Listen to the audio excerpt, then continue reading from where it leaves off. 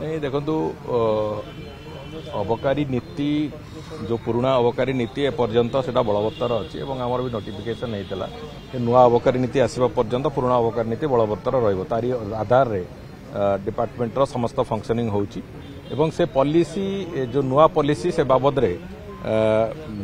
खूब शीघ्र सेटा बाबद रे माननीय मुख्यमंत्री सहित आलोचना चर्चा भी होगा जाऊँगी दिने दुई दिन भितर एवं ताकू हेला परे अबकारी नीतिर जो प्रणयन प्रक्रिया से मते लगुच दशहरा पूर्व आम निश्चित भाव सारू जहाँ फल कि जो नुआ अबकारी नीति रे गुड़िए आमूलचूल परिवर्तन जो वर्तमान समय को आखि आगे रखिकी आहरी अनेक गुड़िए दिग को आखि आगे रखी जेभली भाव में एक कठोरतार सहित अबकारी विभाग तार निजर कार्यप्रणाली को नहीं पार ताकू आखि आगे रखिकी आम तार गुड़िए आमूलचूल परिवर्तन करने को जाऊँ बहुत शीघ्र यही मास भितर आम नुआ अबकारी नीति आनिबार जो प्रक्रिया ताको सारिबु एवं विशेष करके अलग राज्य मानकर जहाँ जहाँ से आमर अफसर मैंने जाइए जो बेस्ट प्रैक्टिस जहाँ से बेस्ट प्रैक्टिस को संपूर्ण रूपे आम भी ता भर जो जो दिगगुड़िक ओडिशा को आखि आगे रखिकी ओडिशार स्थिति को आखि आगे रखिकी आम सुविधाजनक हम सेगुड़िक भी आम से अंतर्भुक्त करूँ तेणुक नुआ अबकारी नीति निश्चित भाव में आगामी दिन में ओडिशार अबकारी विभाग परिचालना दृष्टि एक नुआ माइलस्टोन से अनेक गुड़िए दिग को आम आड्रेस करूँ जमीती कि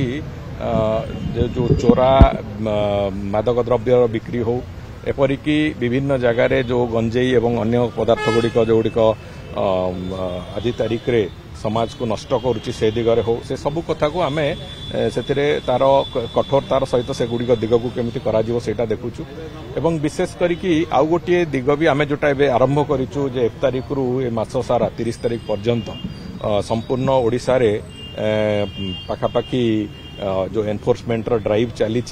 गत सप्ताह भितर आम पाखापाखि 9-10 कोटी टंकार चोरा मादक द्रव्य को विभिन्न प्रकार मादक द्रव्य को ताको नष्ट कर सक्षम होइचु आम आशा करुचु जे आहुरी अधिक अधिक जोटी जोटी चोरा व्यवसाय होउची से सब को आम ध्वंस करने को संपूर्ण रूपे सक्षम हबु। द्वितीय कथा होउची आसंता मासरे अक्टोबर 2 रु गांधी जयंती तिथि रे आमे से दिन ठारू गोटे मासे व्यापी सचेतनता कार्यक्रम जो कथा आम थे आरंभ करूँ आगुरी भी निशा नुहे जीवन जो स्लोगान आरंभ करूँ से आधार रे आम गोटे निशा ठू दूरे की रहंतु समाज से कथा गोटे सचेतनता कार्यक्रम भी मासे व्यापी आसंता अक्टोबर 2 ठू आम आरंभ करने को जाऊँ एवं से बाबद रे भी ये क्रमागत भाव में एनफोर्समेंट एवं सचेतनता कार्यक्रम भी चलिबो एवं एक्साइज विभाग पूरापूरी भाव में तार जो एनफोर्समेंट एक्टिविटी संपूर्ण रूपे बलवत्तर रखिबो ए कथा को आखि आगे रखिकी आम विभाग काम आरंभ करूँ।